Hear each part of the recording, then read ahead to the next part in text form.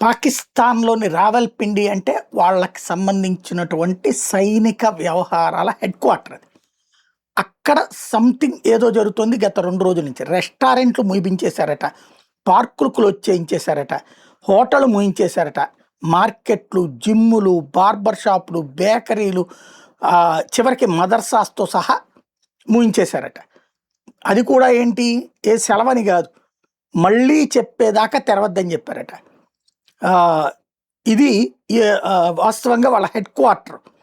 సైనిక head quarter. అట్లాంటి చోటన ఈ విధమైనటువంటి లాక్‌డౌన్ ఎందుకు అన్నది ఎవరికీ అర్థం కావట్లేదు.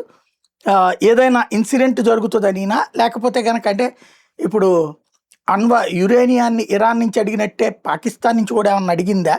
లేపోతే ఏదన్నా గ్రూపులు అటు తెహ్రీక్ ఇ తాలిబాన్ పాకిస్తాను, బెలూచ్ రెబెల్సో చెప్తే అంత భయపడిపోతున్నా అన్నటువంటిది మాత్రం ఎవరికీ అర్థం కాలేదు. ఓవరాల్‌గా న్యూక్లియర్ ఆర్మ్డ్ నేషన్‌లో ఇలాంటి పరిస్థితి ఒక్క ఊళ్ళో రావడం అన్నటువంటిది ఇప్పుడు పెద్ద ఎత్తున సంచలనం సృష్టిస్తోంది. ఏం జరిగింది అన్నటువంటి దాని మీదన ఇప్పుడు పెద్ద ఎత్తున చర్చ జరుగుతోంది.